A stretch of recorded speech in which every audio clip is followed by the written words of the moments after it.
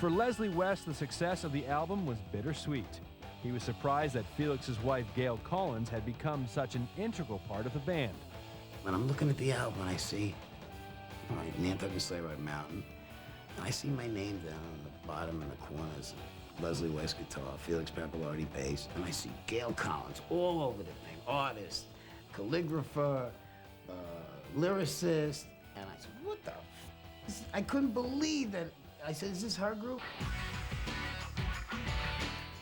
The tension between Leslie, Gail, and Felix soon took its toll. In 1972, Felix quit the band and returned to producing records.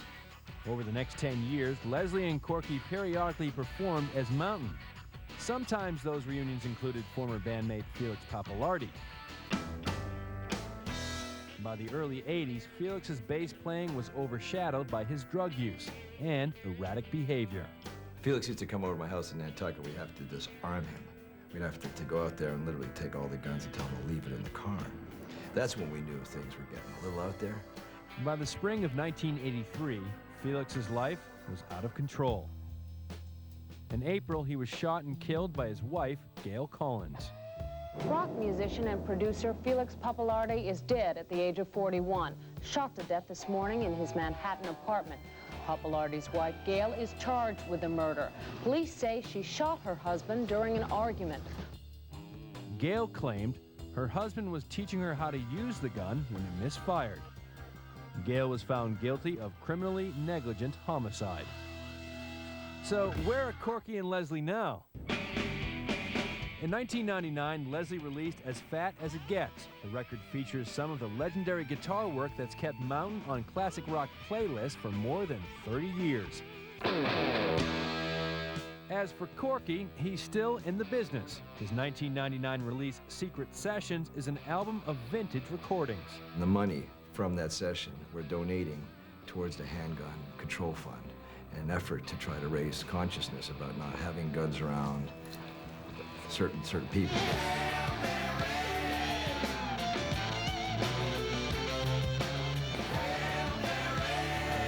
Corky is also busy with his new band, Cork, which features former Spin Doctor guitarist Eric Schenkman.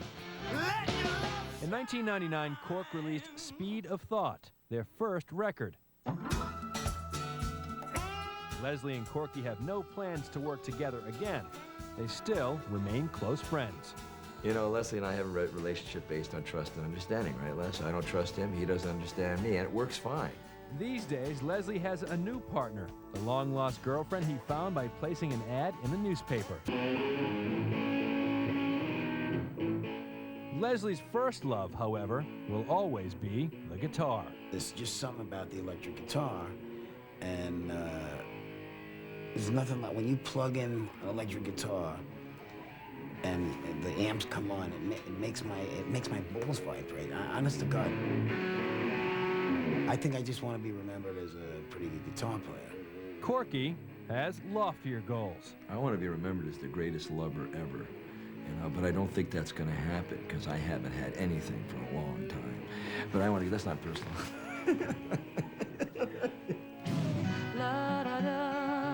Joan Baez was a major voice in the 60s, both in politics and music.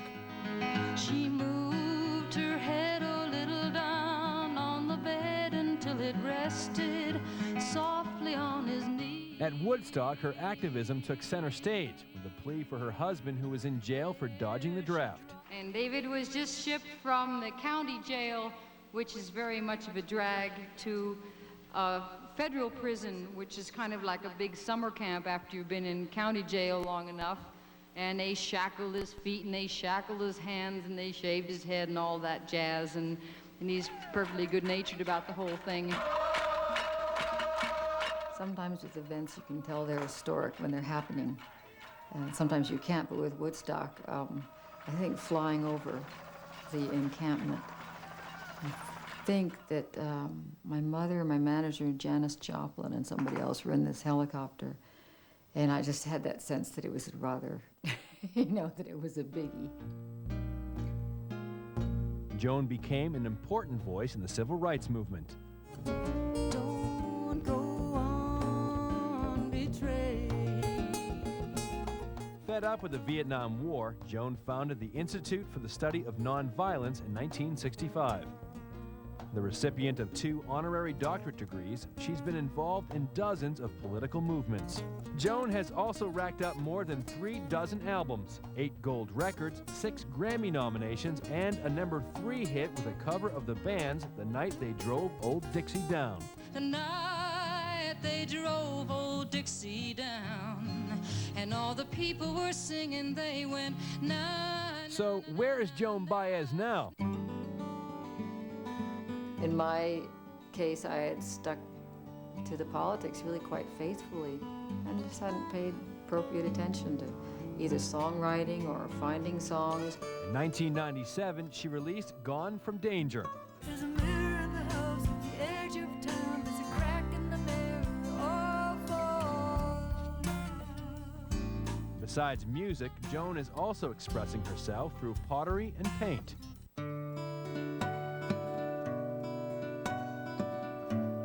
Now in her 50s, Joan is enjoying life on her California ranch. As for now, as you can see, I'm fairly comfortable in my home.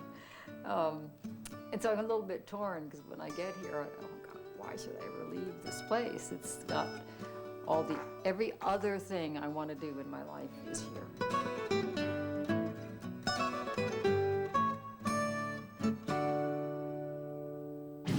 Coming up, how Canned Heat almost missed Woodstock. I wasn't even going to go. I was really tired. I was ready to not go at all.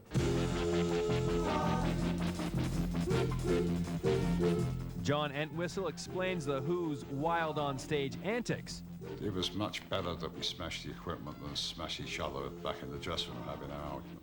Come on, all of you big, strong men. Uncle Sam needs your help again. Plus, why Country Joe McDonald can't stop using 4-letter words. I think I've overcome it now.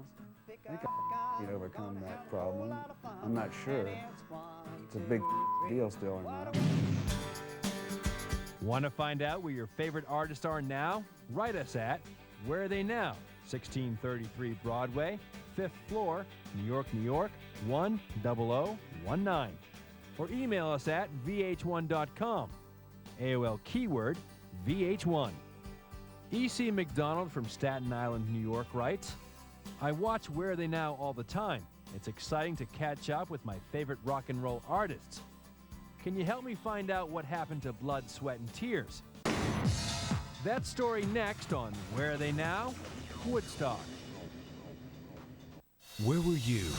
McDonald from Staten Island, New York writes, I watch Where Are They Now all the time. It's exciting to catch up with my favorite rock and roll artists.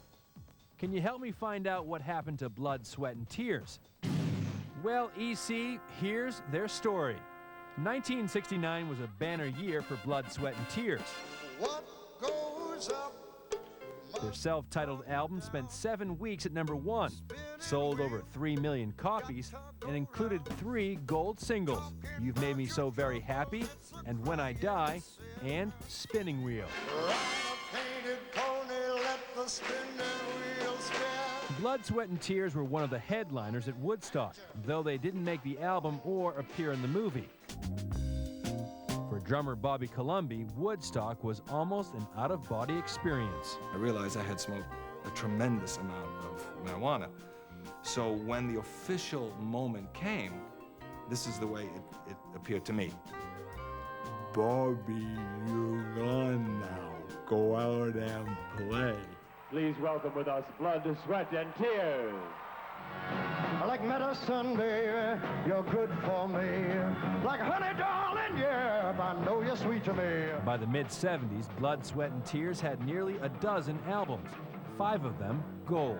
You made me so very happy, and I'm so glad you came into my life. In 1976, tired of the constant recording and touring, Bobby Colomby left the band. My biggest nightmare was to be in my 40s and be playing like in a Holiday Inn. So where is Bobby Colomby now? Since leaving Blood, Sweat, and Tears, Bobby hasn't strayed far from the music business.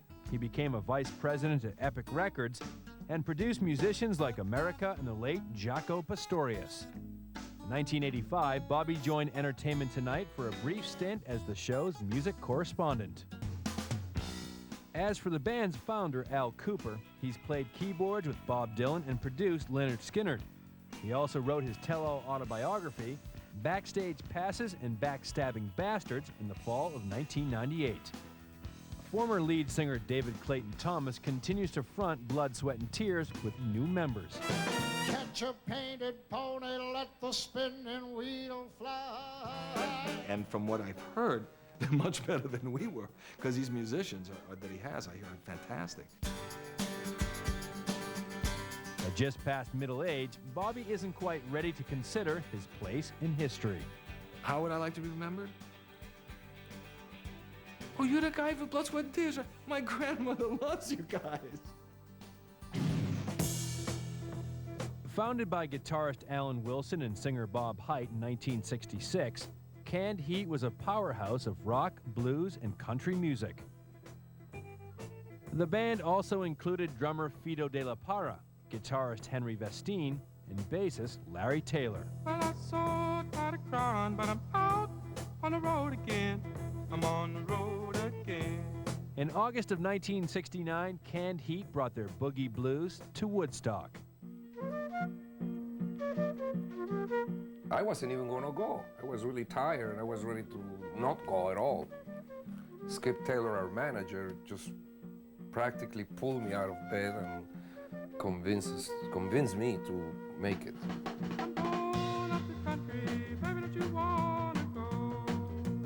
Canned Heat was well received at the festival, and their song Going Up the Country became the unofficial theme to the Woodstock movie. I'm going where the water tastes like wine. We can jump in the water, stay drunk all the time. The good times, though, were about to end. In September of 1970, the backbone of the band, guitarist Alan Wilson, was found dead on a California hillside. I want to make clear that Alan didn't die of an accidental overdose or any of that. He knew what he was doing. Right. Drugs were a vehicle to get there. By the mid-70s, just as the band began to heat up again, a different kind of boogie entered the picture, disco. For founding member Bob Haidt, disco's success was his downfall. All these clubs were closing their doors to live music and just hiring disc jockeys. So we were out of work. So Bob died. It killed him. He was broke. He didn't have money to pay for his light bill, for his gas. On April 6, 1981, lead singer Robert the Bear Haidt died of a heart attack. He was 38. Too much fame killed Alan, and lack of fame killed Bob. The rest of Canned Heat moved on. In 1989, they joined forces with John Lee Hooker to help record his Grammy Award-winning album, The Healer. Canned Heat released more than 10 albums into the 90s and continued to tour the world. But in October of 1997, Fido and Larry faced yet another tragedy. Guitarist Henry Vestine died at the age of 52. Right at the end of a tour. At the end of a tour, Henry's health just declined. Now, Henry's was not suicide. So, where are Fido and Larry now? And now the sun's coming up. In 1999, Larry Taylor went on tour with a new frontman, singer Tom Waits. So this is like a special thing that's for me to do, and I was really excited about doing it. I told Fido that this might happen, and so we had an agreement. I'd go do that and then see what goes after that. As for Fido, he spends his free time riding hogs and reliving his glory days with Canned Heat. His biker buddies urged him to share those stories with his fans. Fido published Living the Blues in 1999. 30 years after their first record, Fido and Larry are still playing Canned Heat tunes. We've always been welcomed with respect and with love, and so we give it back. And if the fans want to see Canned Heat, even if it's not the original members. They want to hear the songs, they want to feel the music, and revive the experience. Why not give it to them? In 1999, Canned Heat did just that, releasing their 32nd album, Boogie 2000. Having survived the 60s and many of his friends, Fido de la Parra can take comfort in Canned Heat's contribution to rock and roll. I guess we did make a difference somehow. Coming up. One pill makes you larger, and one pill makes you small. Marty Ballin loses control of the Jefferson airplane. Once, you know, the band was famous, I mean, I used to be the leader until that moment. And after that moment, then, you know, Grace was the leader. John Entwistle reveals how The Who's music changed after Keith Moon's death. Keith's death affected the music quite a lot. It actually meant that The Who didn't have that crazy driving force.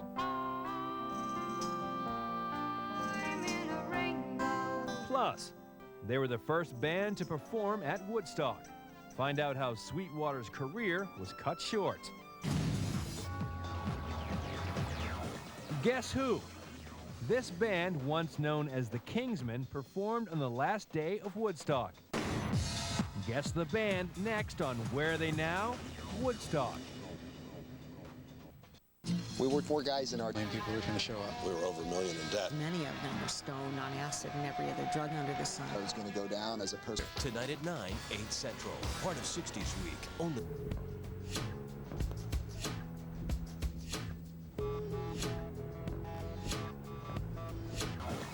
Guess Who? This band won.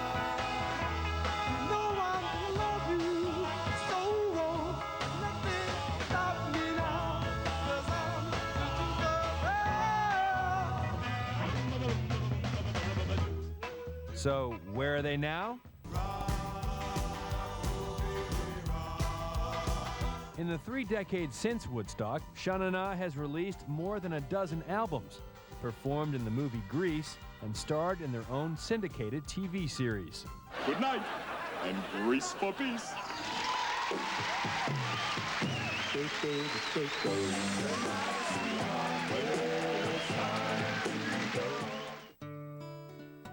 Sadly, in 1998, the band's bass player Chico Ryan died.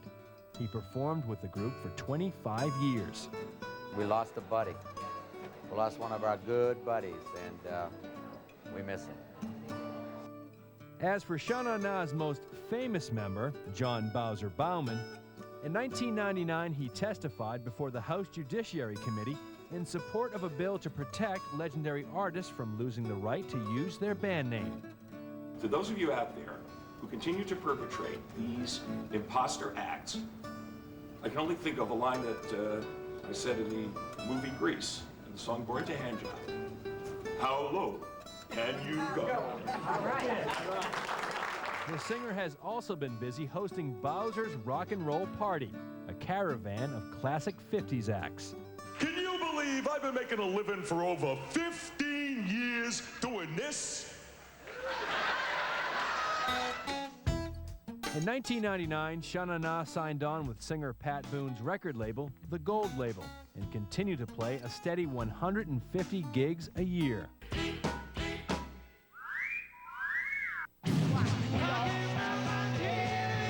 As featured Woodstock performers, The Who closed the second night of the festival.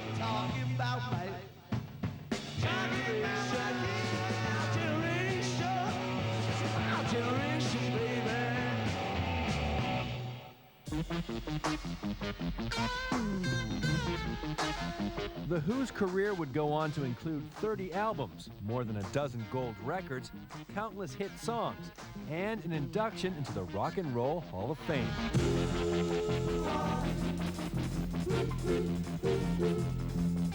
While fans may have loved them, within the group, there was conflict.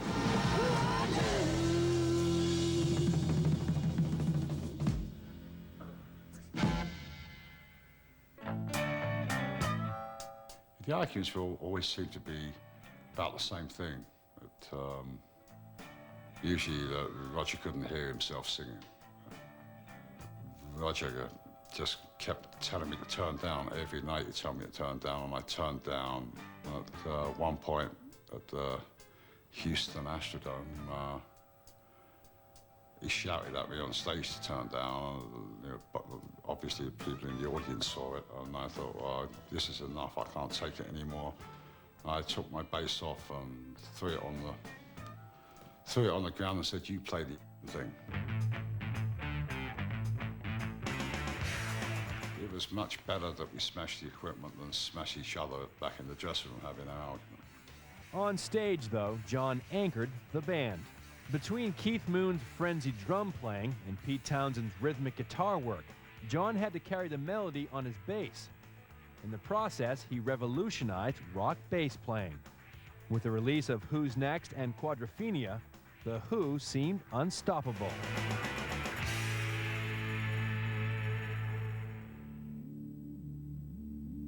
But on September 7th, 1978, their world changed forever.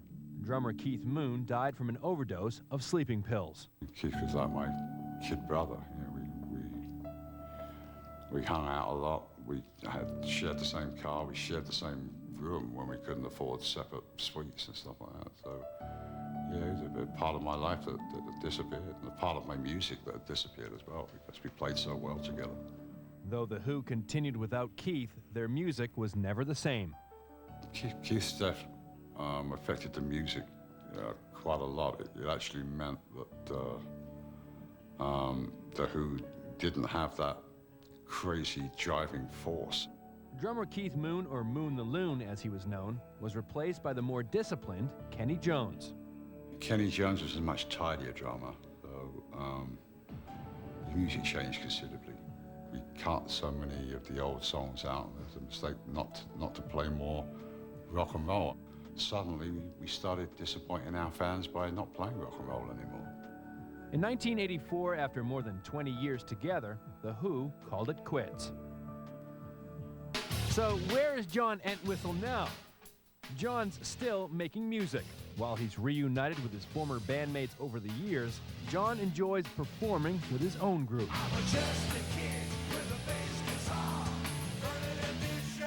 John has recorded 6 solo albums as well as 2 records with the John Entwistle Band, including the soundtrack for the animated series Vampires.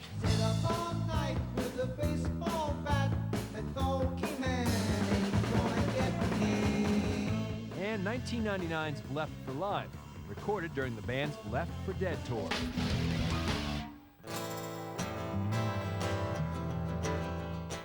John has also been busy drawing his rock and roll cronies. Since designing The Who's 1975 album cover, he's found a new way to express himself.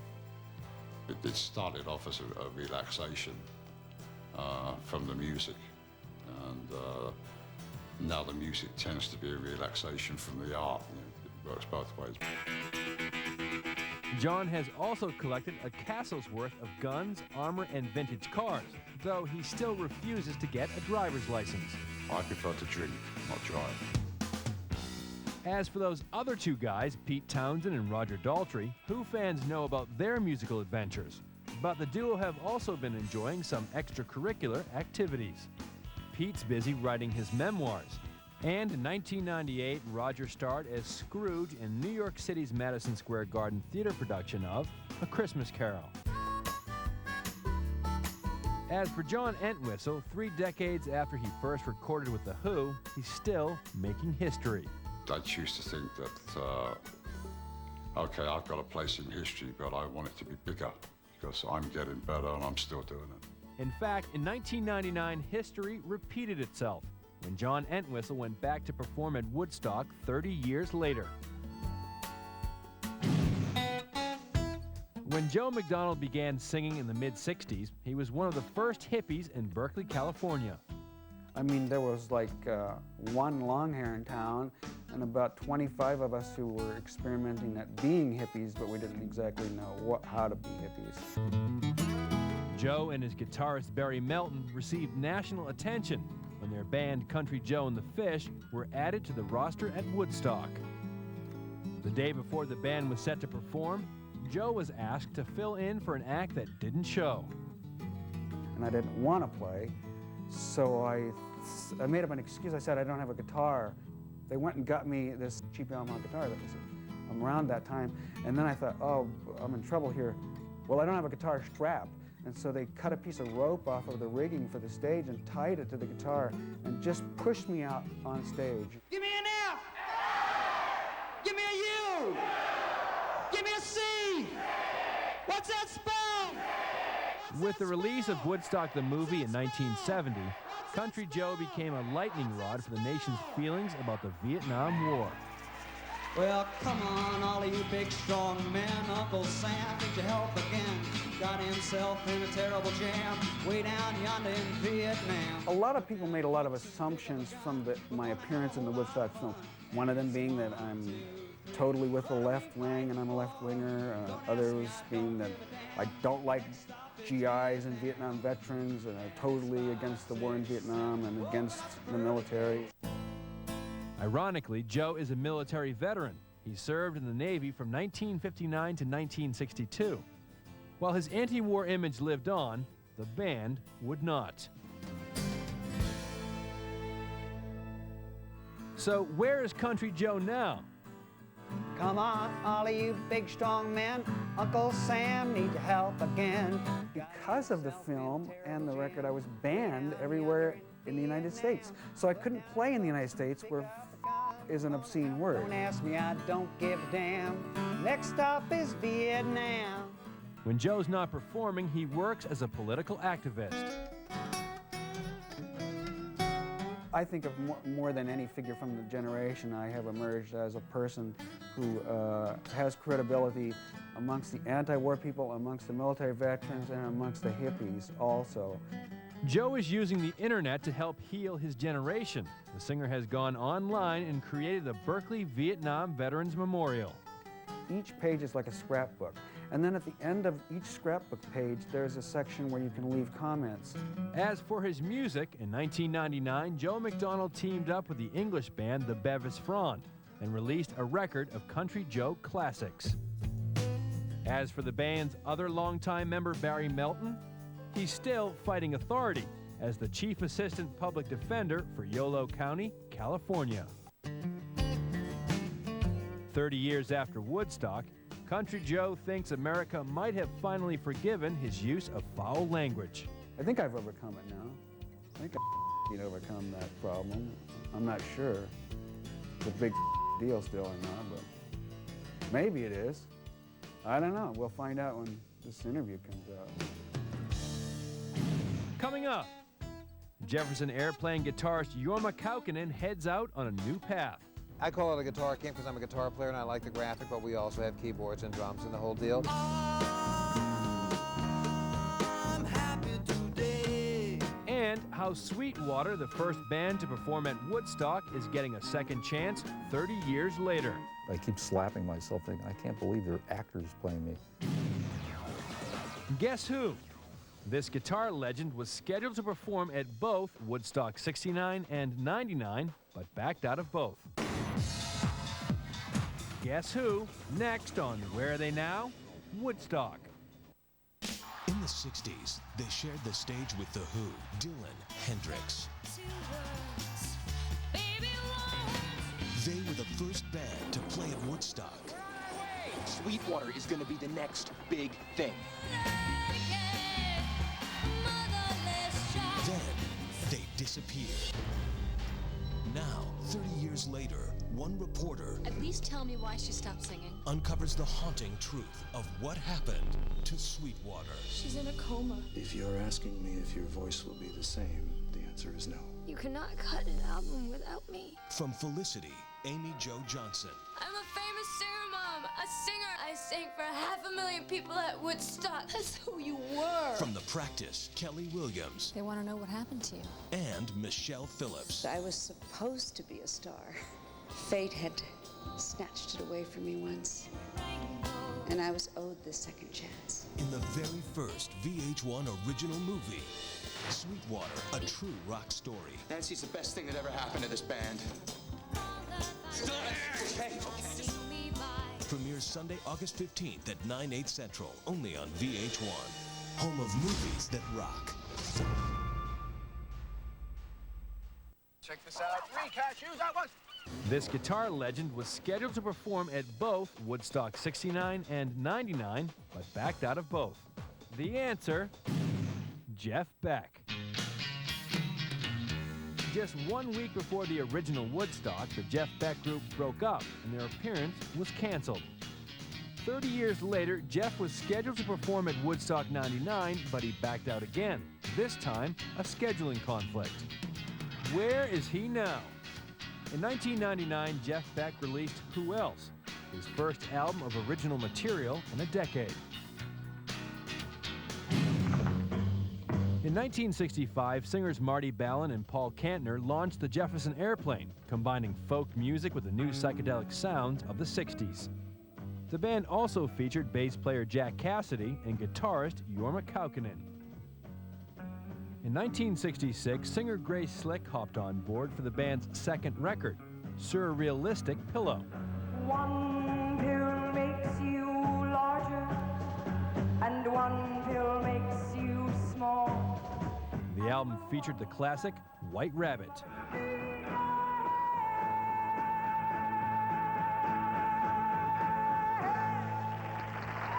As one of San Francisco's most popular bands, Jefferson Airplane was a natural pick for Woodstock. Don't you want somebody to love? Don't you need somebody to love? Wouldn't you love somebody to love? You gotta find somebody to love. I thought it was a big show, you know, because the stage was gigantic, looked like a castle with lights on it at night. It was beautiful. But, and the, you know, the masses of people, you know, but I thought it was just a continuing surge of what was happening at that time. The memory that sticks out of my mind most about Woodstock was the strange order to the chaos as opposed to an individual thing, and the fact that I believe we went on stage 18 hours late. As the Jefferson Airplane became more successful, its members began to struggle for control of the band. Once, you know, the band was famous, I mean, I used to be the leader until that moment. And after that moment, then, you know, Grace was the leader. Grace began a relationship with guitarist Paul Kantner, and Marty soon found himself an outsider in his own band. In 1971, he left the Jefferson Airplane.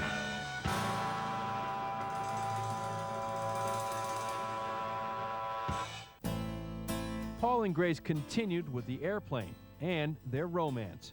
In 1971, the couple had a daughter, China. Original members Jack Cassidy and Jorma Kaukonen left Jefferson Airplane in 1972 to concentrate on their solo project, Hot Tuna. Without Jack and Jorma, Paul and Grace marked the end of an era by rechristening themselves the Jefferson Starship in 1974. So where are the original members of the Jefferson Airplane now? The Airplane reunited in 1989 for one album and a supporting tour, their first in more than a decade. Don't you want somebody to love? Don't you need somebody to love? In 1996, Jefferson Airplane was inducted into the Rock and Roll Hall of Fame. Guitarist Paul Kantner tours with the Jefferson Starship, which now includes former Airplane veterans Jack Cassidy and Marty Balin. In 1999, Jefferson Starship released their 11th album, Windows of Heaven. In addition to performing with Starship, Jack Cassidy continues to tour with Jorma as Hot Tuna. Jorma has also started the Fur Peace Ranch, a guitar camp located in the hills of Ohio. I call it a guitar camp because I'm a guitar player and I like the graphic, but we also have keyboards and drums and the whole deal. And it's hopefully it's an unintimidating place to learn music. Grace Slick published her rock and roll memoirs in 1998. I just enjoyed writing it. I thought it was a lot of fun. Grace is also expressing herself on canvas, painting her former bandmates and famous friends. Ironically, Marty is working on a similar project. Well, the thing about painting or sculpture, you know, nobody bothers you. You know, nobody, you know, I mean, it's all you and it, period. Marty is also performing with his own band.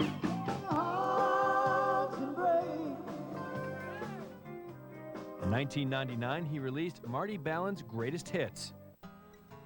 As for the future of Jefferson Airplane, at least one member remains hopeful. There's still value to be had there and explored further in the future as we all learn more and find a place and a time to do that again. Coming up, In my search for some happiness.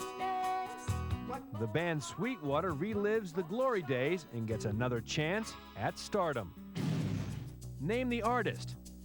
This drummer performed at both the original Woodstock and Woodstock 99. Name the artist when Where Are They Now? Woodstock continues. We were four guys in our 20s. Name the artist. This drummer performed at both the original Woodstock and Woodstock 99.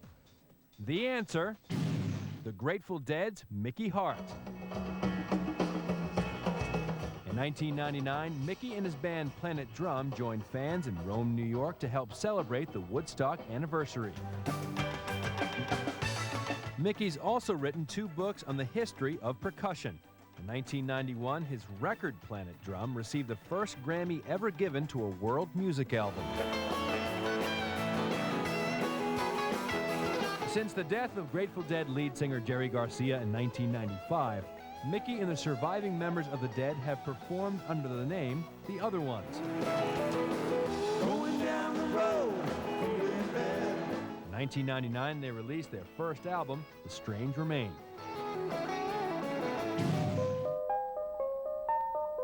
You may not remember their name or their music, but Sweetwater had the honor of being the first band to perform at Woodstock. What's wrong in our school? Sweetwater featured lead singer Nancy Nevins, bassist Fred Herrera, and keyboard player Alex Del Zoppo. No reason to cry. What's wrong? After their performance, Sweetwater returned to their hotel and realized they made history. We turned on the TV and all of Woodstock is the biggest thing to happen in rock and roll. And we thought, oh my God, what happened? 4 months after the festival, tragedy struck. Singer Nancy Nevins was almost killed by a drunk driver. Nancy wasn't expected to survive. I came out of the coma in about 10 days, and I permanently lost the use of one of my vocal cords, and I had brain damage for about 12 years. I really have never told anybody this, but I went home the day after we were in the hospital all night, and I went home and sat there with my dad.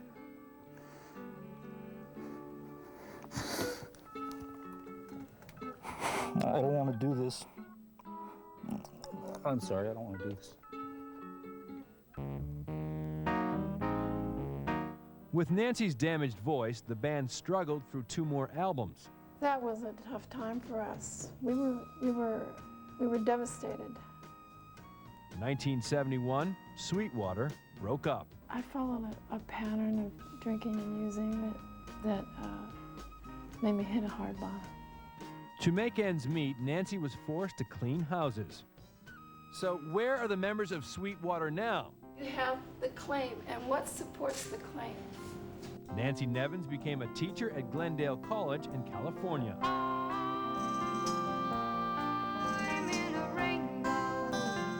Bassist Fred Herrera has remained in the music business. I've stayed in the music industry all this time, playing with all different types of groups and working with all different genres of acts.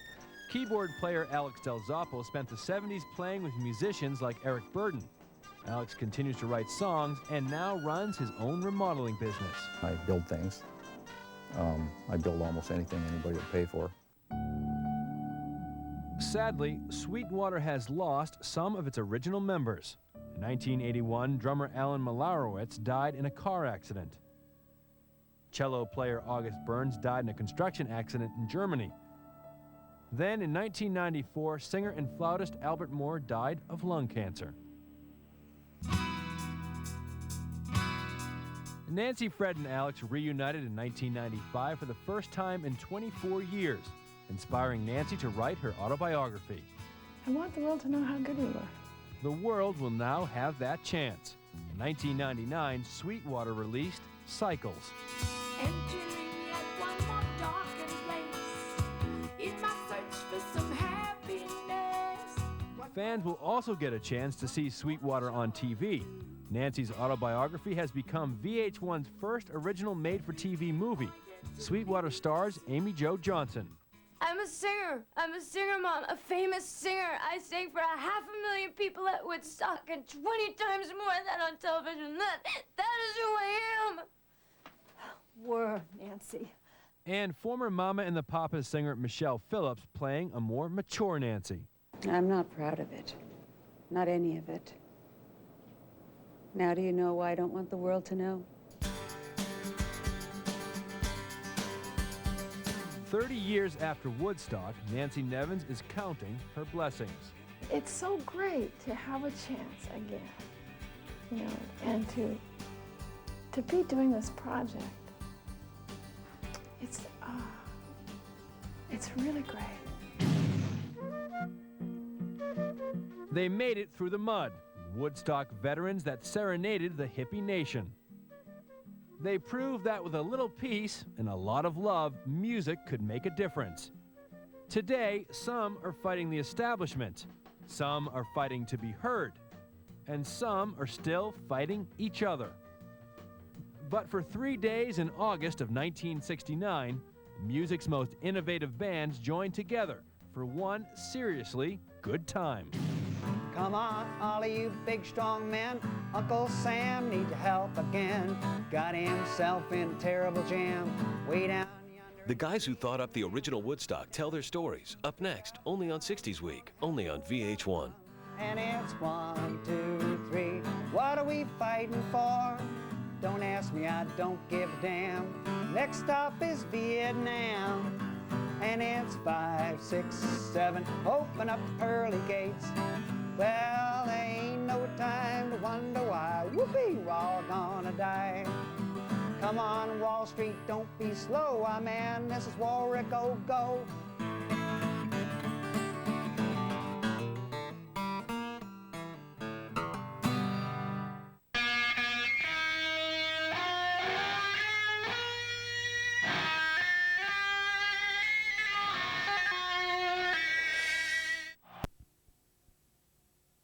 In 1969, 500,000 young people attended the Woodstock Music and Art Fair. For that weekend, it was the third largest city in the state of New York, and the most celebrated and peaceful gathering in pop history. At least it was peaceful for most people. I was scared stiff. I pictured a life in jail for manslaughter when 20,000 people died. There was no euphoria for me at Woodstock. First of all, we didn't know that 500,000 people were going to show up. You know, we'd never seen a crowd that size. We'd never seen a crowd of 200,000. I was just thinking about doing a business venture earlier in the year, and now I was wondering whether I was going to go down as a person who had electrocuted 50,000 people. You know, there was always that sense that it's all going well, but with this many people and this much unpredictability, apocalypse is just around the corner. It was the 60s, and apocalypse was just around the corner. It was a troubled time.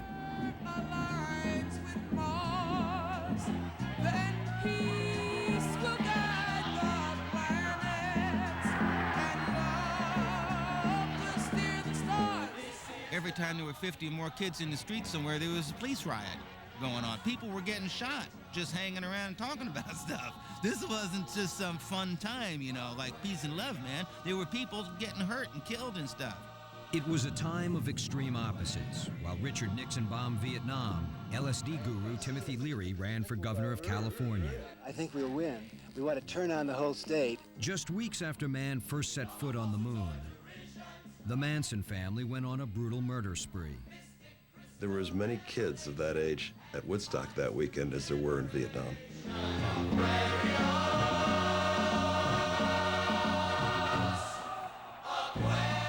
How this peaceful population came together for 3 days is very much a 60s story. A story about 4 guys who forged an unlikely partnership and stumbled into history. I feel so sure of myself, knowing my dentures are really clean, odor-free, all because of Polident tablets. John Roberts was the heir to the Polident denture cream fortune. He grew up in Eatontown, New Jersey, and graduated as a history major from the University of Pennsylvania in 1966. I had a very Ivy League kind of preppy background. Tweety Brooks Brothers outfit. When it began, I looked like a 48-year-old. And I think by the time it was over, I looked like a typical 24-year-old circa 1969. Joel Rosenman grew up the son of a dentist in upscale Huntington, Long Island. Joel had a brief career playing guitar in a lounge band. But like John, Joel was pure Ivy League. He got a diploma from Princeton before becoming a highly ambivalent graduate of Yale Law School. I'd gone to law school because I didn't know what I wanted to do with my life. In the summer of '66, 24-year-old Joel met 21-year-old John Roberts while playing golf, and a friendship was born. Within a few weeks, Joel and John were roommates on the Upper East Side of Manhattan, two young men scheming to make their mark on the world.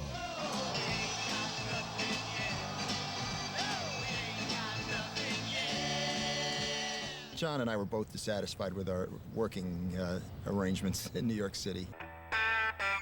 By the start of 1967, John Roberts had a job as a researcher at a Wall Street firm.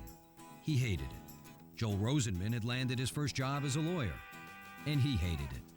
That summer, just a year after they'd met, they both quit their jobs.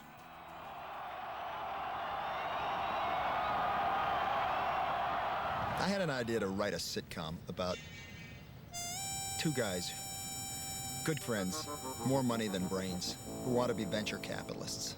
So we went back, sat down, and tried to think up nutty business ventures.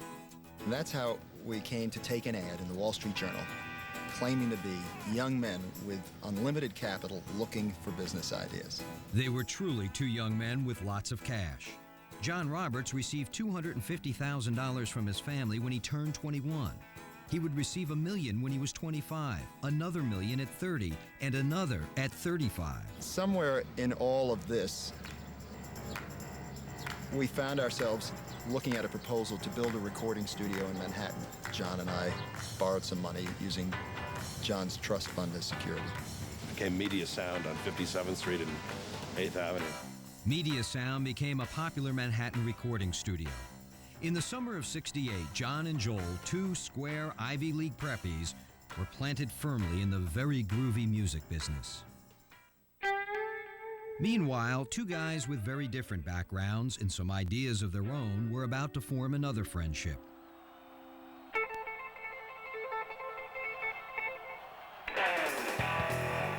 Michael Lang left his home in Bensonhurst, Brooklyn at 16.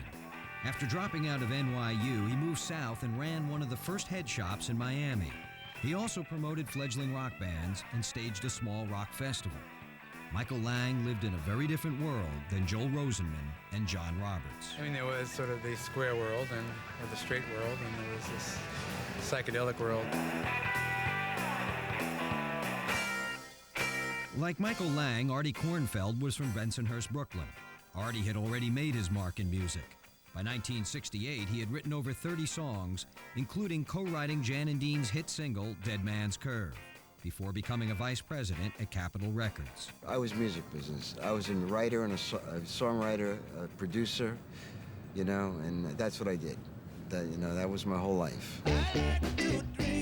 In December 1968, 23-year-old Michael Lang migrated back north to a small artist colony in rural Woodstock, 100 miles upstate from New York City. Michael was managing a band called The Train when he made an appointment at Capitol Records with 26-year-old Artie Kornfeld. I just called him up. He was a friend of one of the guys in this band called The Train, who I was helping out at the time. And I called him, and on the phone, I guess, we realized we were from the same neighborhood. So he said, come over, and I did. I was standing on my desk, smoking a little hash. My secretary said that there was a kid from your neighborhood that wanted to see you, and that was Michael. So I gave him a development deal. We went in the studio, never quite came off, but Michael started to hang out. So then Artie and I become friends. And we came up with the idea of doing the festival in Woodstock in conjunction with kicking off a recording studio, which I thought there was a need for.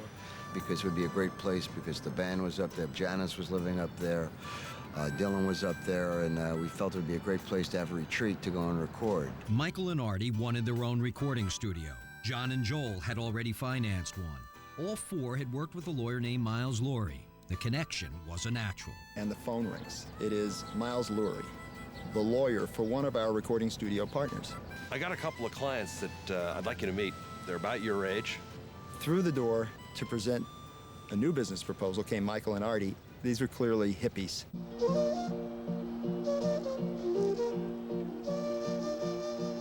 I think they thought I was pretty strange. You know, Michael sat there in his hippiness, didn't say anything hardly. Artie did all the talking. Artie still does all the talking.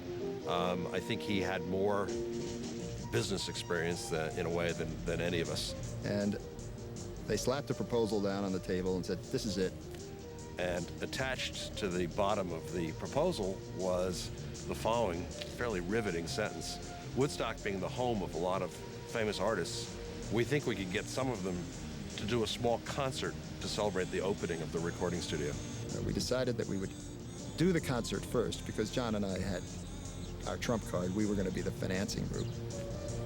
And then with the proceeds of the concert, we would build a recording studio. That notion resonated with me because I think the evening before I'd gone to see the movie Monterey Pop, and it blown me away. I guess what happened from that moment through the festival was we somehow converted the recording studio project into Monterey Pop, and then some. The four equal partners formed a new company called Woodstock Ventures. As they lurched forward, they had no clue how far beyond their wildest dreams their venture would take them. Coming up, making plans for a musical Mission Impossible. They were talking about putting 50,000 people in a field and getting all the greatest bands that existed. And I thought they were out of their damn minds. In a small farming town in upstate New York, braces for a hippie invasion. Most of them really believed we were going to put acid in their water and rape their daughters. Us coming up as a group of people to work on this, we're like Martians landing. When Behind the Music continues. Artie Kornfeld and Michael Lang, two preppies and two hippies, joined in a thoroughly unlikely partnership called Woodstock Ventures. Their mission? To stage an outdoor rock concert and raise money for an upstate New York recording studio. It seemed so simple. Michael had undertaken the bulk of the production. Artie had undertaken the promotion and advertising. John and I had undertaken the financing. Financing was the key. A typical fee in '69 for a top rock act was $5,000. To ensure their ability to hire big acts, John's Polydent fortune allowed the four unproven promoters to offer $12,000. I had a relationship with a bank and a very hip banker named Jack Gillen, still a friend of mine, who kept a piranha fish in his office to scare away investors who weren't thinking of paying them back after they borrowed. And we said, well, we're going to probably need about $250,000 to do this thing. And after that money is spent, the ticket revenues should pay for the rest, and then some. And the idea was to make enough money from Woodstock to build the recording studio. Jack said, hey, sounds fine with me. John and Joel would tend to the finances at an office they opened near their Manhattan recording studio, Media Sound. Michael opened his own office downtown where he was free to hire a staff outside the conservative influence of the money guys. In the beginning, Michael was a very unknown quantity to me. He was unlike the people I'd known growing up. He had agendas that he didn't share. If I could fault Michael, it is that he plays his cards way too close to the vest. There wasn't enough time to really educate everybody as to what had to happen. And frankly, I don't know that I could have, because most of it was a blueprint somewhere in my head. Artie wasn't invited to join Michael downtown. He didn't feel too welcome uptown either. Michael, Joel, and John decided that Artie was the crazy musician, you know. At one point, I felt like I was like the outsider. John and Joel felt that Artie was a bit out of control in some ways. And in some ways, he probably was. But not to the point where it was really going to be a damaging thing to the project. It was just Artie being out there at that time. Michael Lang was the only one of the four already splintering partners with any experience producing a rock festival. But Woodstock was far more ambitious than anything he'd ever done before. They still hadn't found a place to throw the big party. Woodstock was the first location. Unfortunately, it never really existed as a location because there was no open ground big enough once we really got serious about it. They found a large plot of land in Wallkill, New York, about 35 miles from Woodstock. The Wallkill site had great access, electricity, and water, but making a deal would be difficult. We engaged that land and went about securing permits. We would go to the town meetings up there, and they were kind of scary, really. First of all, Michael Lang had long hair. Yeah, it was definitely them and us. We were really under the threat of physical harm from some of the people. They told them that we were expecting as many as 50,000 people, and that the activities that would take place in this property were classical and folk music and arts and crafts. The grown-ups on the zoning board began to hear from their kids that something was going to happen on that property that didn't quite resemble what they had issued a permit for. Most of them really believed we were going to put acid in their water and rape their daughters. You just wonder what it's all about, what their ideas are, what makes them feel this way, what makes them dress this way. It's a very complex feeling. And as the size of the event grew, their nervousness grew proportionately until finally they went to court and revoked our permit. We didn't have the resources or obviously the time to fight it. We'd sold tickets and we had advertised the Wallkill site. We were doing a great job. We'd sold 100,000 tickets. And we were left without a home 5 weeks before the event. They had also booked most of the concert. Their plan to overpay the acts had worked, but these were some of the world's biggest and busiest rock bands, and rescheduling them would be next to impossible. Woodstock Ventures decided to press on. We started looking for another site. And when I say looking, I mean really looking. We'd have helicopter, and we'd go flying around. An unlikely local hero named Max Yasgur came to the rescue. Max called me up after having met with Michael Lang and said, I think a tremendous injustice has been done to you down in Wallkill, and I can right that injustice, and I'd be interested in renting you my land for the weekend. It's going to cost you, though. We were paying $7,500 in Wallkill, and Max inserted a zero at the end of that and said, that's what it's going to cost to have my land.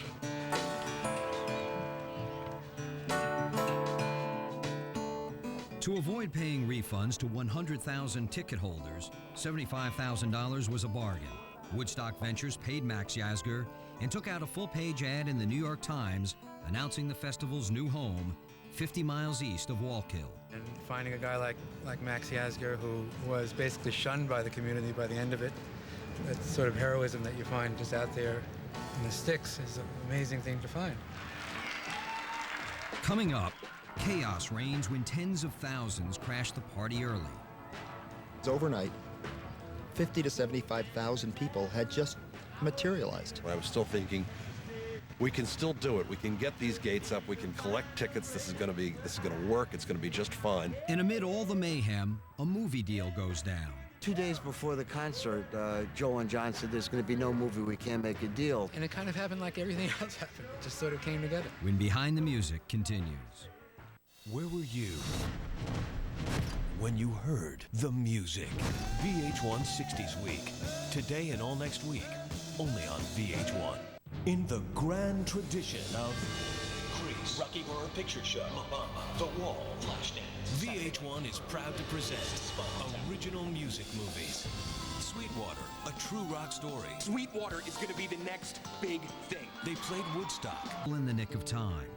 Max Yasgur's 600-acre farm was a tranquil natural bowl about 98 miles from New York City.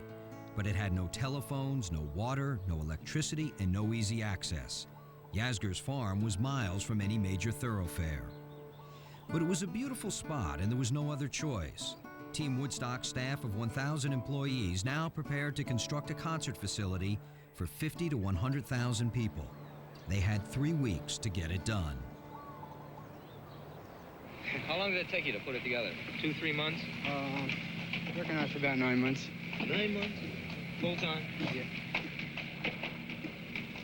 Are you in charge of the whole thing? Yeah. But you got backers, I presume. We had to get experts, engineering experts, build stages. We had to make deals for food, parking people, security. All of this was frantic. We had the telephones, and we had the water, and then was all the stuff that went on the stage, associated the turntable and the light show deck and all the power for the stage and the lighting for the stage and all that, and the scaffolding.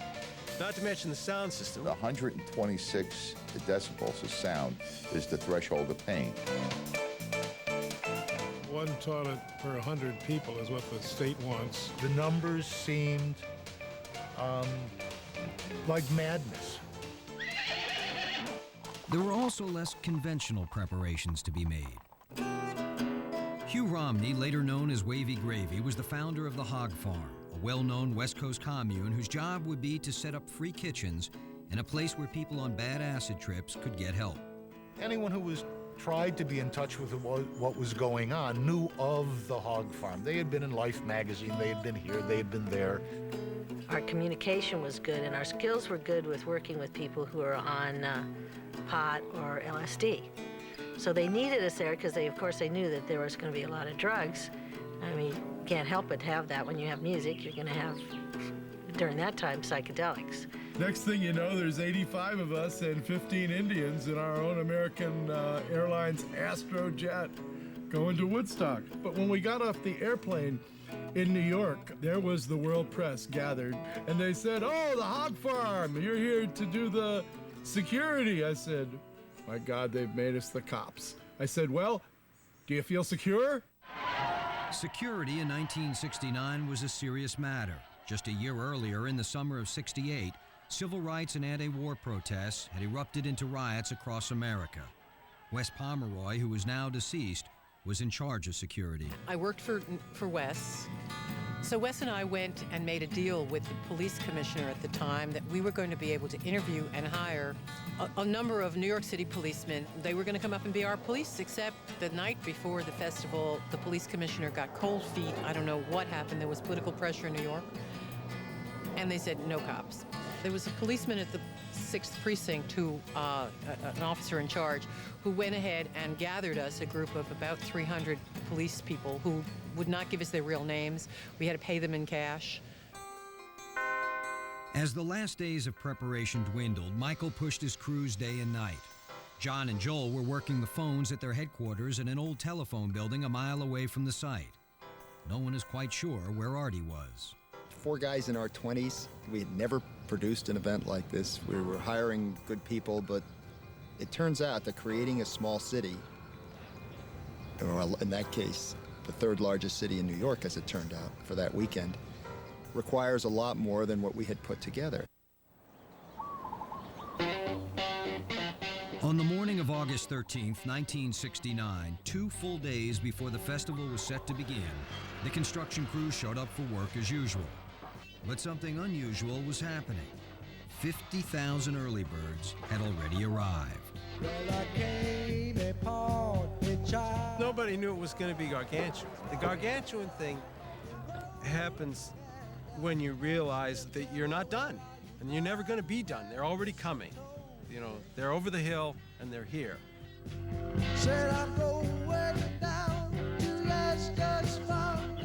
Max had refused to let Mel Lawrence, who was the head of operations, put up the fencing lest the cows that morning not give milk. So the fencing issue had been relegated to the last moment. Michael woke me up. It was like 6, and he said, "You won't believe it." And there was 50,000 people out there on the field, you know. So we knew at that point there was no gates. If they were there 2 days early, then these thoughts that we were having that maybe we would get to 100,000 people seemed trivial. There were maybe 50,000 people on the infield, and they said, "You want to clear the infield, we want to start taking tickets now." And we said, "Do you want a good movie or a bad movie?" The choice was to try to collect money and risk a riot, or to begin the dizzying process of surrender.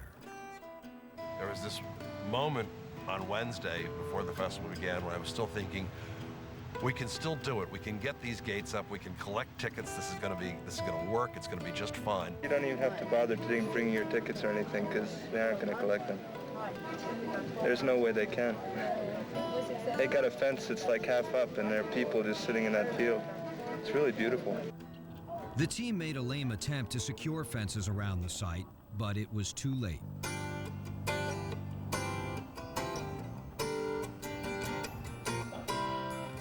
Film producer Bob Maurice and director Michael Wadley had been trying for weeks to raise money to capture the festival on film.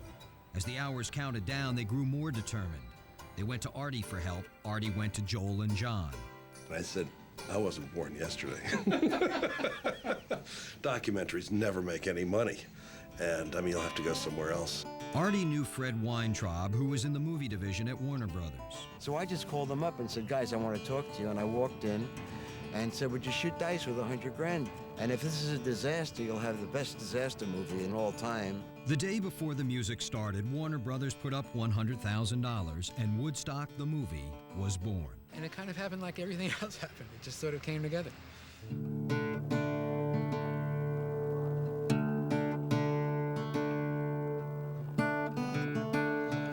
And I remember waking up around 5:30, 6 o'clock, Friday morning, and I just opened them. I said, holy, what is going on here? And I looked out, and I saw thousands and thousands of smiling faces. Everything was peaceful in this town. I came down here Friday morning. I couldn't believe my eyes. Now, who knew that people would get into a traffic jam and say, screw it, I'm just going to leave my car here? Who would ever figure that? I mean, that's never happened before. Everything was tied up. There were thousands of abandoned cars along 17B. There were, 500,000 people there and another million on the road trying to get there. And this is a small rural community that is reached by a 2-lane road. Just one lane going all the way up to the site. We saw a little corn patch converted into about the third or fourth city in the city in the state of New York. City size maybe of Rochester. Just one of those things that would almost scare you, to see all these thousands of children out in the field. Coming up, it wasn't the plan, but suddenly it's a free concert. By this time, it was clear that unless we charged admission, we were going to be broke. It's a free concert from now on. They were panicked. I mean, the money was hemorrhaging. It wasn't just flowing, it was hemorrhaging out the door. And the curtain goes up on a concert in chaos. People were talking about a disaster, and we were going to have to be flown in by chopper or something. And I didn't have any idea what I actually did when I walked off the stage. I couldn't remember one song I sang. When Behind the Music continues. On the first day of the Woodstock Music and Art Fair, 500,000 rock and roll pilgrims sat in a farm field waiting for their musical heroes to appear. As the crowd continued to swell, the mood backstage was tense. There was immediately a feeling of failure for the event, the promoters to make their money, all of that. Here's these fences that didn't really hold up. The question was whether or not to accept the financial loss and officially announce that the concert was free. To John Morris, the answer was obvious. Of course it's a free concert. They were already in there. But we had a conversation. You are now giving the world's greatest 3-day freebie. Okay, there's only one way to do it. That's what it is. No, there's a way to do it. There is no way. The only way to do it is to get into a rap with... Okay, come here. Walked to my office, called John and Joel and said, John, guys, this is the deal. This is what I think should happen. It's your tales. By this time, it was clear that unless we charged admission, we were going to be broke, beyond broke. We were going to be in the hole, and it would take us a long time to dig out of that hole. Maybe never. People came prepared to buy tickets. Why not take their money? What's the problem with that? We might have a riot on our hands. The largest assemblage of people prior to that had rioted in Chicago. In 2 seconds, both of them said, go do it. So I walked up on stage. It's a free concert from now on. And from that moment on, the audience was in it with us. It was just beyond me. What it means is that the people who are backing this thing, who put up the money for it, are going to take a bit of a bath. a big bad. That's no hype, that's truth. They're gonna get hurt. They were panicked. I mean, the money was hemorrhaging. It wasn't just flowing, it was hemorrhaging out the door. The weekend of the festival, we were over $1 million in debt. And of course, the ticket money had somewhat dried up as a result of no gates being there to collect revenues. John and Joel had, you know, they had big fish to fry, and they were all dying on the plate.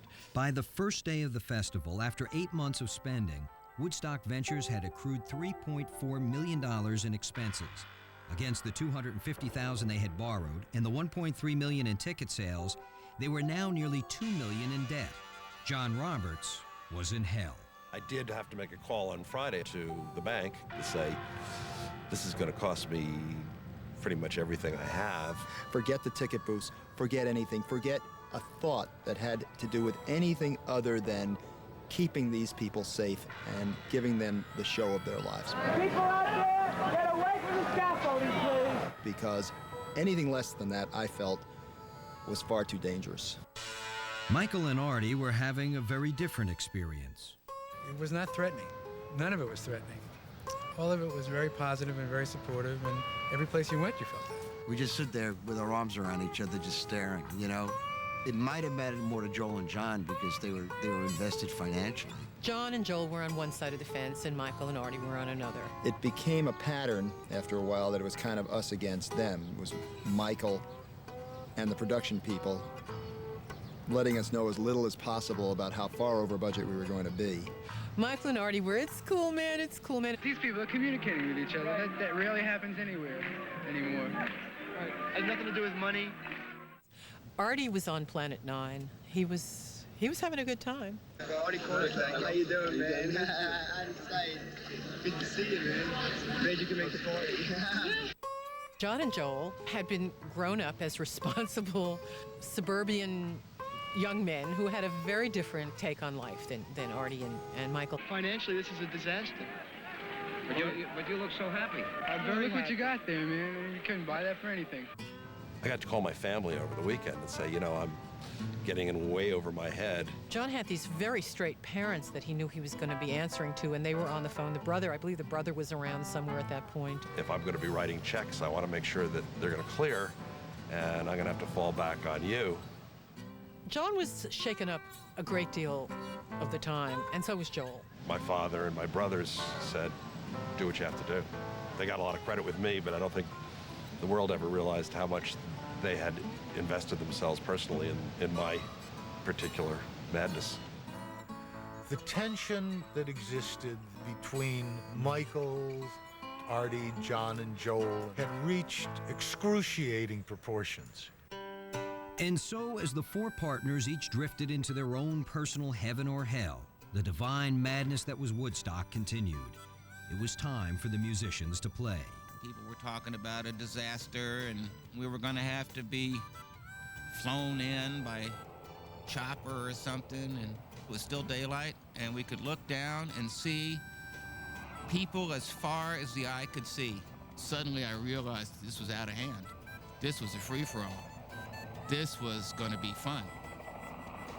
It was the moment I realized that there was so many more of us than them for the first time in a long history, in a long battle and struggles with people getting shot on the streets and stuff. This was our moment. And I remember getting there and feeling like, whoa, this is it.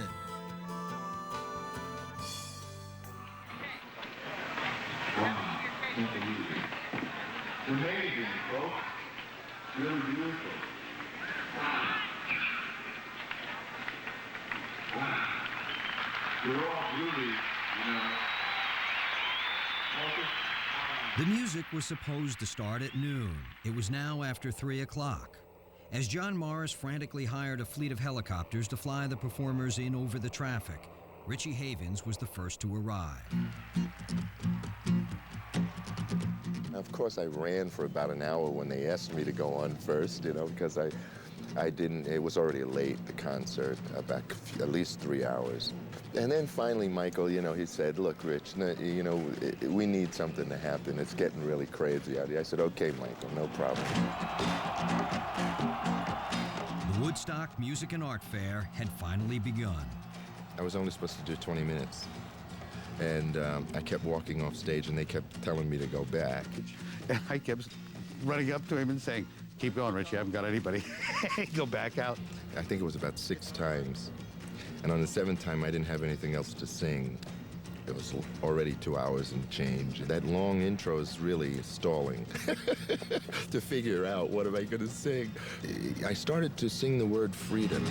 Freedom, freedom, freedom, freedom. That to me was what came out of me because that was all that was left.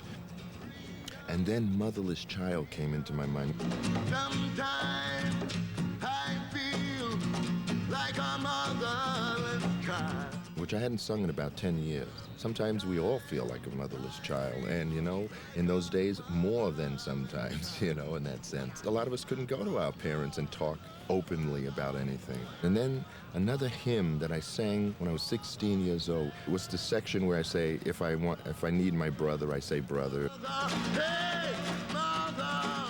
So it all just melded together right there, and I had no idea. I didn't have any idea what I actually did when I walked off the stage. I couldn't remember one song I sang or anything. It was such an intense moment, you know. I remember he was wearing an orange dashiki, and it was just, it'd been like you'd thrown it in the water and pulled it back out. And he said, I can't do it anymore. Coming up, 3 days of music, peace, love, and logistical nightmares. We had a situation in which there was not sufficient food on hand. There was no way to service the toilets. There was no way for ambulances to come in. God forbid something happened. We've got 500,000 people tightly packed together, and they're wet. And now I was wondering whether I was going to go down as a person who had electrocuted 50,000 people. And the governor tries to crash the party with 10,000 National Guardsmen. So everyone else was having their croissant and orange juice. I was on my knees begging and pleading with Nelson Rockefeller not to send in troops. It would ended up like Attica. It was so frightening to people who had no idea what was going on. When Behind the Music continues. But what happened coming in this town and talking to them, we had a very pleasant conversation with a few of them this morning. They're very nice. As the youth of America converged on Little Bethel, New York, traffic jams stretched out to 20 miles long. It's been estimated that for every one of the 500,000 people that made it to the festival, there were 2 that didn't. Getting to Woodstock was not an easy trip, and some of those who got there took even stranger trips once they arrived. The brown acid that is circulating around us is not specifically too good. What is that? That's hashish. It's hashish. Wow, what is that? Drugs were being used openly and freely among the huge crowd, and LSD was the hallucinogen of choice. The plan to hire members of the Hog Farm commune to minister to people on bad acid trips turned out to be a good one. There were over 400 reported acid freakouts at Woodstock. One pill makes you larger, and one pill makes you small. I remember when the first freakout came in. He's going, Miami Beach, 1944, Joyce. At which time they would walk into the trip tent and somebody would say, what's your name? And he goes, Joyce! I says, no, what's your name, man? He says, Bob. And if you go chasing rabbits. Then I tell him, your name is Bob. My name is Bob. Your name is Bob.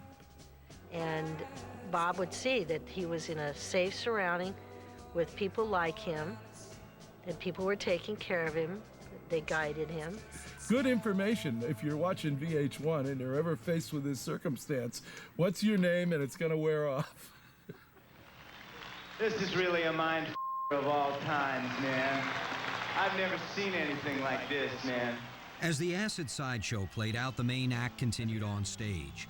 On Friday night, Country Joe performed, along with John Sebastian, the Incredible String Band, Sweetwater, Bert Summer, Tim Hardin, Ravi Shankar, Melanie, Arlo Guthrie, and Joan Baez. Arlo Guthrie was under the impression that he wasn't playing that night. By the time I had got backstage, I was under the influence of so many things that when somebody came up and said to me, Arlo, you've got to play now, man, I said, no, see, I'm not here now, man. I'm coming tomorrow, you know. But I got my guitar, my 12-string guitar, and I walked out on the stage, and I just looked around and realized this is big. New York State Thruway is closed, man. Yeah,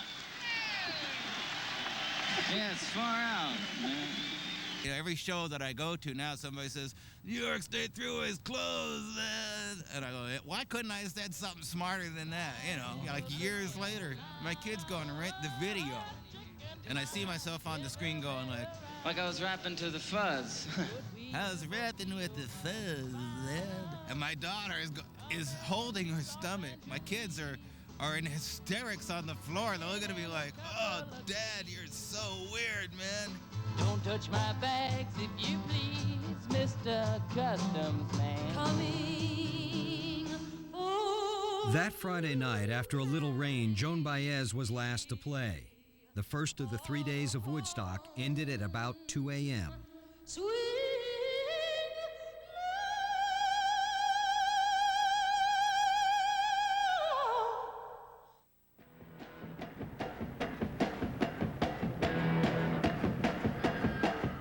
'On Saturday, as the massive crowd grew even larger, the music began just after noon with a band called Quill. That day and into the night, the crowds danced to Santana, Canned Heat, Janis Joplin, Sly and the Family Stone, The Grateful Dead, Creedence Clearwater, and The Who.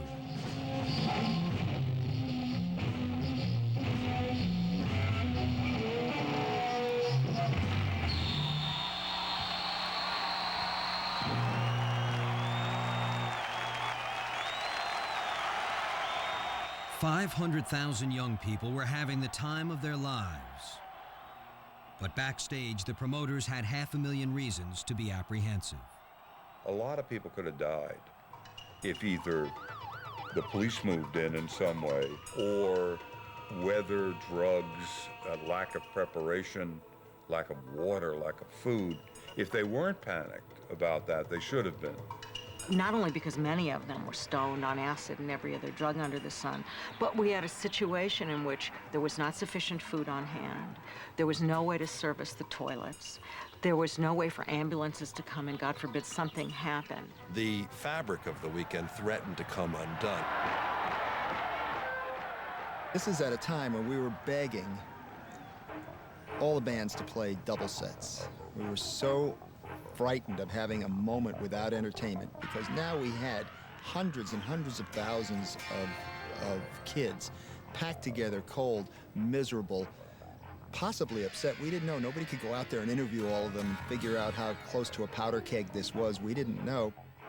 As John and Joel worried about imminent disaster, Artie and Michael were at the concert, basking in the harmony of it all. Everybody pulls together and everybody helps each other. And it works. It's been working since we got here. The music went on until dawn without any noticeable complications. You hear this music all day long, right into the night and right into the morning. To see the sun come up the Jefferson Airplane is something, really something. Yes, to see the Joshua Light Show being overcome by the sunrise is quite an experience. That was really great. God stepped in and took over the Joshua Light Show, you know, the whole bit. All right, friends, you have seen the heavy groups. Now you will see morning maniac music. Believe me, yeah. It's a new dawn. On Sunday morning, as the third day of Woodstock began, there was still magic in the air. Against all expectations, there had been no riots, plagues, famines, revolutions, or even power failures, thanks in no small part to a surprisingly sympathetic local community. We flew in with the 1st Army helicopters. Of course, we brought food, blankets, medical supplies, and at times flew a lot of the sick personnel out of there. But as generations pulled together in that one small place, the outside world watched the festival unfold with curiosity and cynicism. So what do the people out there think about what's going on in here? Well, a lot of people think it's crazy, don't they? Why? Nobody's hurting anybody. There's a moment in the movie that many people have seen where a Wavy Gravy is on stage and he's saying what we have in mind. Is breakfast in bed for 400,000? I think my great moment of truth was when I got on stage and said, "Good morning, we have in mind is breakfast in bed for 400,000, which is when we introduced hippies to granola. They had never seen granola before, and we brought it to hippies in sleeping bags in Dixie cups. And I think at around that exact moment, I was getting a phone call from Nelson Rockefeller, the governor of New York, who told me that he was thinking of sending in 10,000 National Guardsmen. Oh, yeah, I was on the phone with him. I mean, we were all on the phone together. So everyone else was having their croissant and orange juice. I was on my knees begging and pleading with Nelson Rockefeller not to send in troops. I don't think I said groovy. He wasn't the kind of guy who would have said groovy to, but I said, I think everything is just fine, Governor.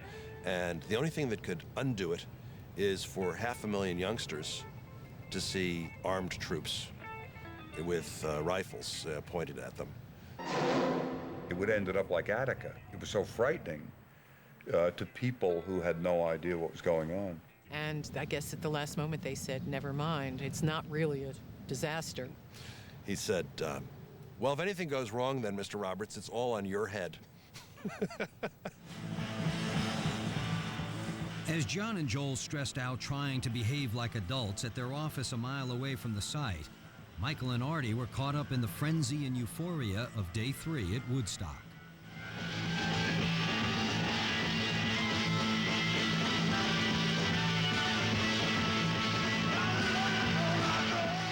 I remember just sort of feeling this reaction, you know, coming back from this mass of people, and it was, you know, it just kept me going on because I always called the end of the song, and I was just gone. You know?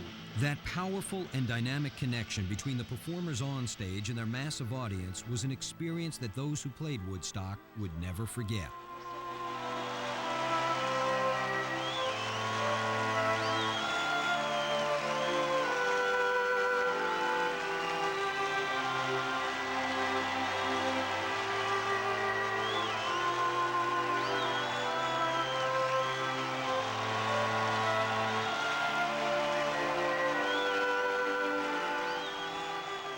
As the concert rose to a crescendo, even Mother Nature got into the act. And the worst thing of this whole Woodstock 3-day thing was it rained. During the Conquer thing, this storm came up on what would be the right field line if we were at home plate in the baseball thing. Got mud, dirty, everything went out of proportion. The light towers out in the audience, which were scaffolding built about 5-6 stories high, had Super Trooper follow spots on them, which weighed about 250, 300 pounds apiece, and I could see them doing this on the top of these things, and their kids all the way around, and their kids on the towers. What went through my head was, this is too much. Hold on to your neighbor, man. Please come down off those towers, gentlemen. Hey, put the power up here, all right? The passage of the crowd over the performance area had threatened to uncover the cables through which the power was being pumped to the stage. I think it was John Morris called us up at the phone building and said, you know, we've got 500,000 people tightly packed together and they're wet, and we're worried that something could happen and that cable could be exposed and you'd have a mass electrocution. I was just thinking about doing a business venture earlier in the year, and now I was wondering whether I was going to go down as a person who had electrocuted 50,000 people. Coming up, the magical mud-splattered miracle of Woodstock. They were looking for something spiritual, for something that bound them together. And I think that's what led to the legendary aspect of Woodstock. And when the festival ends, the fallout begins. In all, there were about 80 lawsuits. Business people started coming in, lawyers came in, and it started to become a very nasty situation. This was everything Woodstock was opposed to. Everything was opposed to. This was Nixon, this was the war in Vietnam. This was all right in front of me in one room. When Behind the Music continues. Tomorrow night, VH1 60's Week continues with the Emmy-nominated miniseries event, The 60's, in our most turbulent decade. America is the science. Out here, you had all the peasants wearing middle-aged garb, basically, It was raining, it was muddy, everybody was having a hell of a good time. It was exactly like the Middle Ages. Well, then you had the castle, which was the stage and behind. I pulled into Nazareth. I was feeling about 8:30. I just need to find some place where I can lay my head. By Sunday night, the rains of the third day had died down at Woodstock. There had been no electrocutions. People were starting to drift home. This incredible festival was now winding down, but still to play were 10 years after the band, Blood, Sweat and Tears, Johnny Winter, Crosby, Stills and Nash, Paul Butterfield, Sha Na Na, and Jimi Hendrix. Artie Kornfeld was exhausted.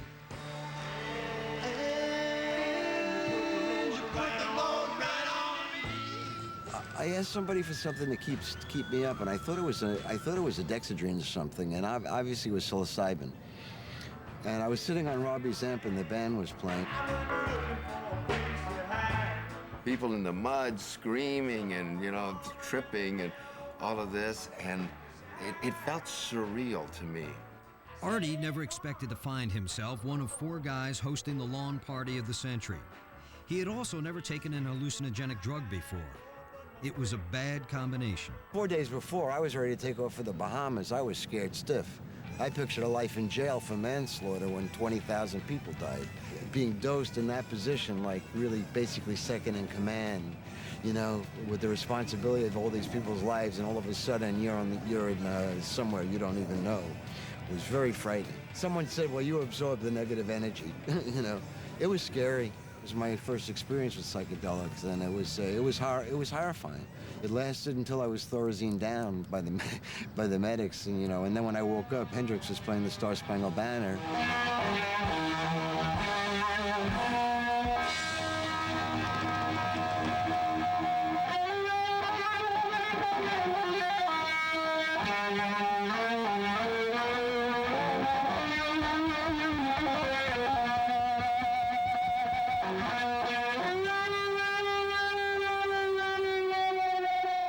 For those who had the will to still be at Max Yasgur's farm at 8 o'clock on Monday morning, or were just too dazed or transformed or exhausted to move on, Jimi Hendrix capped a long night of rock and roll with a resounding, soaring wake-up call.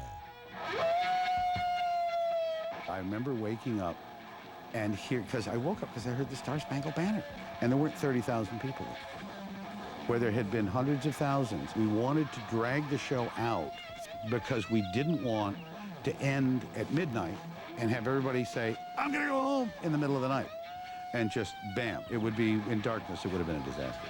And they had sort of drifted away. And Jimmy finished, and I got up, and I walked that field for about the next 5-6 hours because I was terrified that there was somebody dead.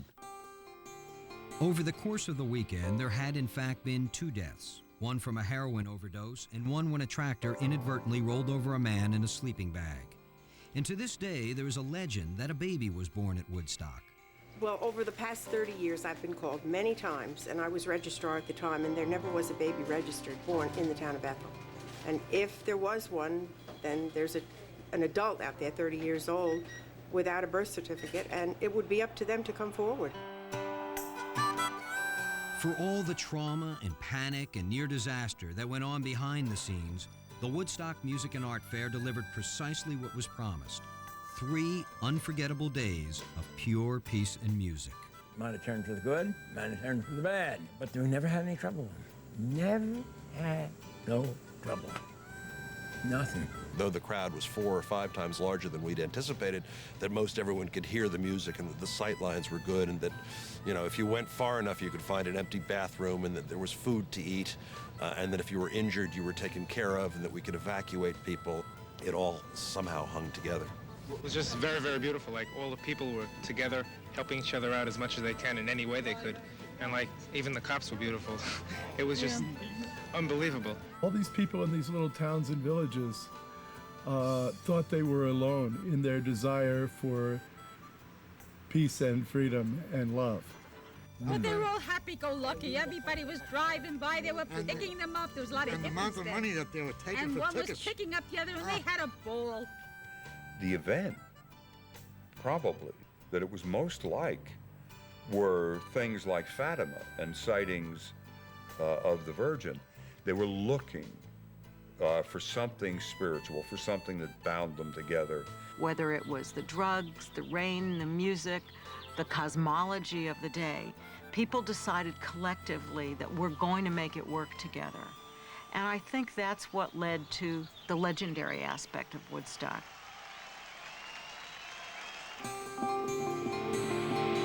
It'll be 2 or 3 days before all the people leave the peace and quiet of the Catskill Mountains. Despite the problems, and there were many problems, though they were not as great as many people believed, this weekend says a lot about the youth of America.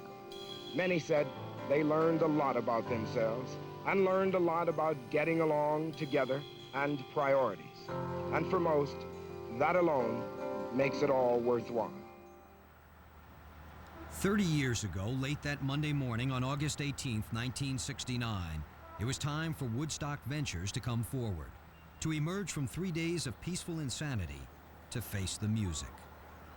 And suddenly we were in John's car heading down to New York, and everything was quiet.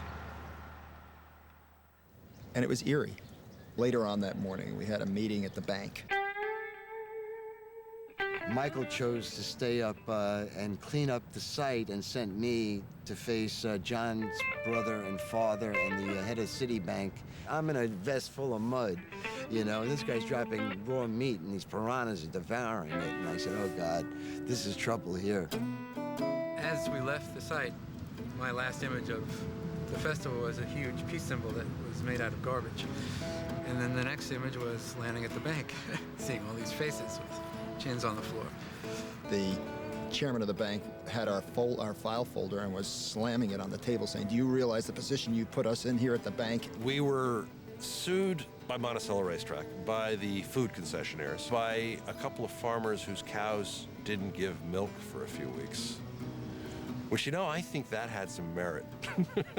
We were sued by the Alexander's Rent-A-Car because we lost 37 of the cars we rented.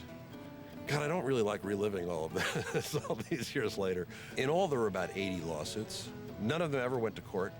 We settled with the farmers and the cows, and the rest were just dismissed. There were over 30,000 sleeping bags left. And the reason for that is nobody wanted to traipse home a sleeping bag that was covered with mud. They couldn't carry it, it was too heavy. And I think we stayed almost a week afterwards, or at least 3 or 4 days, because we had to clean up. And by Tuesday morning, we had a pretty strong feeling that something special had happened up there. And that if we left everyone else holding the bag, if we left the garbage lying around, that we would not only tarnish our own good names, but that we would undo whatever good had come from Woodstock itself, and that would stand for the irresponsibility of overprivileged kids. And so we made a decision that under no circumstances would we ever go bankrupt, and we never did. Michael and Artie approached Warner Brothers, with whom they'd made the Woodstock movie deal, for help. Artie and I went to Warner Brothers to try and get them to give us an advance to take everybody out of the problem, the financial problem, and they wouldn't. I guess they knew that they had a chance to take it from us. Eventually, Woodstock Ventures made a new deal with Warner Brothers. John, Joel, Michael, and Artie gave up their 50-50 profit split with Warner in exchange for $1 million in cash, which paid off a good portion of John's $1.6 million debt. The feature-length documentary film went on to win an Oscar. 11 years later, I think we broke even, and even today, royalties are pouring in, hundreds of dollars a year. Coming up, there's no peace and love for the guys who dreamed up Woodstock. I felt it was abrupt how quickly we lost Michael.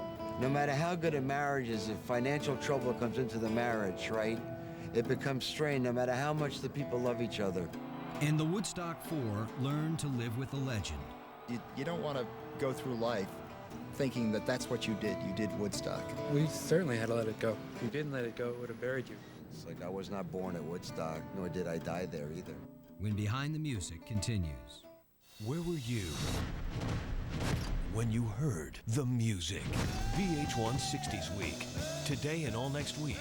Only on Bending experience of bringing the Woodstock Music and Art Fair into existence. Woodstock Ventures was crippled and weary. The company survived, but not in its original form. Partnership didn't survive. Partnership broke up, I guess, a week or 2 weeks later. There was a lot of mistrust of Artie, in particular, I think, by John and Joel. No matter how good a marriage is, if financial trouble comes into the marriage, right, it becomes strained no matter how much the people love each other. I don't know what they thought about me at that particular point in time. Our interests didn't exactly coincide all the time with Michael's. Some of them were clear, some of them were not so clear. Business people started coming in, lawyers came in, and it started to become a very nasty situation. I felt it was abrupt how quickly we lost Michael.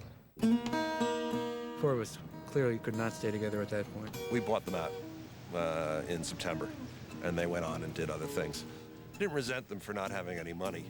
I resented them because the depositions in the lawsuits, the negotiations with the suppliers, the dealings with Warner, working all of that out had fallen on us.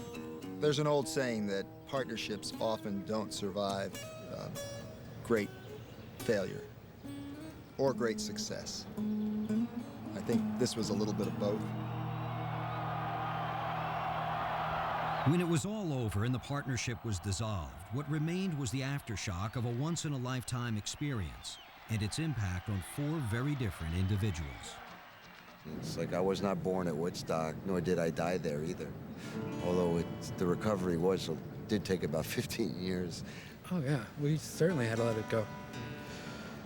It was just such a big experience in so many different ways that if you didn't let it go, it would have buried you. I think Artie had, for a longer period than I did, a tough time letting it go. To recover from being Artie Woodstock, yeah.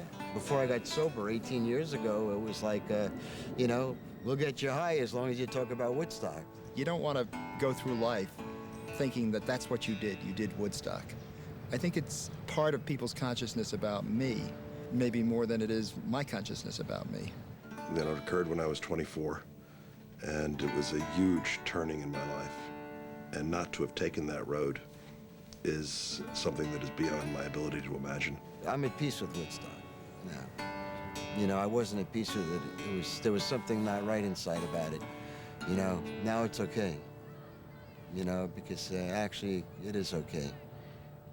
On May 3rd, 1999, Behind the Music was there when the Woodstock Four got together in the same room for the first time since the day after the music ended at Yasgur's farm.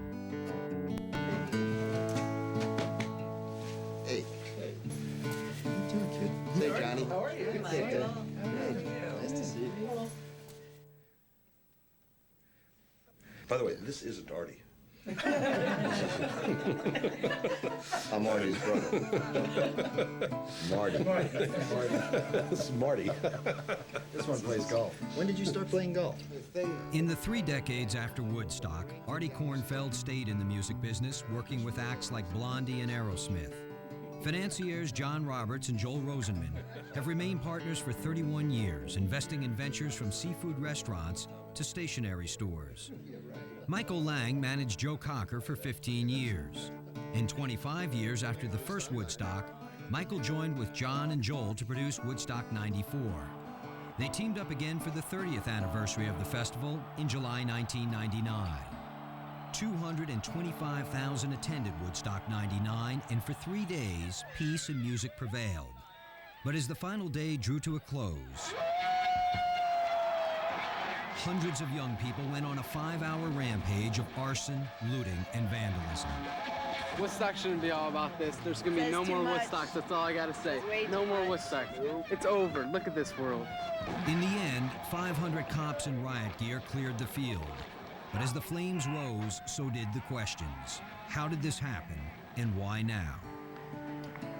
The legacy of '99 is going to be difficult to call at this point. It certainly is reflective of the times. The things that have been happening in some of the high schools around the country can't go unnoticed, and that's an element in our society. But I think the vast majority of this generation is a very positive one. We're entering into a new cyber universe that is really going to be run by these kids. You know, I hold a lot of hope for that. 30 years ago, the first Woodstock Music and Art Fair took place hard on the heels of one of the most tumultuous and violent years in U.S. history. And for 3 miraculous days, the Woodstock Nation somehow kept the peace. And I think that's why we're still talking about it, because the world still is in trouble. And for that weekend, at that spot, the world was not in trouble. Freedom, freedom, freedom, freedom, freedom, freedom, freedom, freedom. Sometimes I feel like a mother. Vietnam, hippies, rock and roll, sit-ins, civil rights, 10 years that changed America.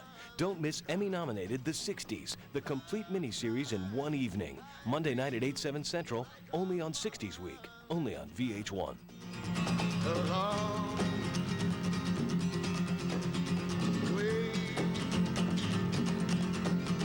From my home,